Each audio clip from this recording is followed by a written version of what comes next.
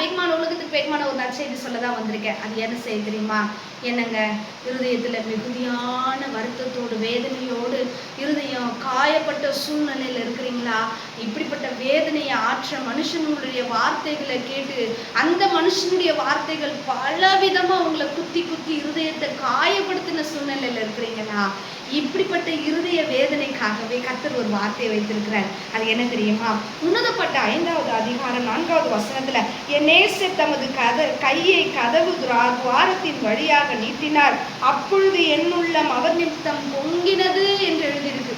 இது என்ன இப்படிப்பட்ட ஒரு வார்த்தையா இருக்குது அப்படின்னு கேட்டீங்கன்னா, பாருங்க, என் நேசர் கையை கதவு துவாரத்தின் வழியாய் நீட்டினார், அப்பொழுது என் உள்ளம் அவர் நிமித்தம் பொங்கினது அப்படின்னு சொல்லி, இதுவரைக்கும் மனுஷனுடைய வார்த்தைகள் எல்லாம் உங்களை காயப்படுத்தினதா தான் இருந்துச்சு.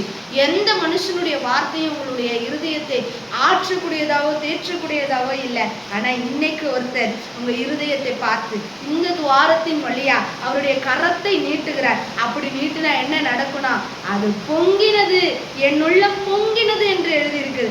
அதே போலதான் இன்னைக்கும் ஆற்ற முடியாத தேற்ற முடியாத மிகுதியான வேதனையின் வழியில இருந்த உங்க இருதயத்தை அவருடைய கரத்தை நீட்டி இன்னைக்கு அந்த பொங்க வைக்க போகிறார். அவங்க உள்ளத்தை துள்ள வைக்க போகிறார். இது உங்களுக்கான செய்தி. பிரைஸ் எல்லாம்.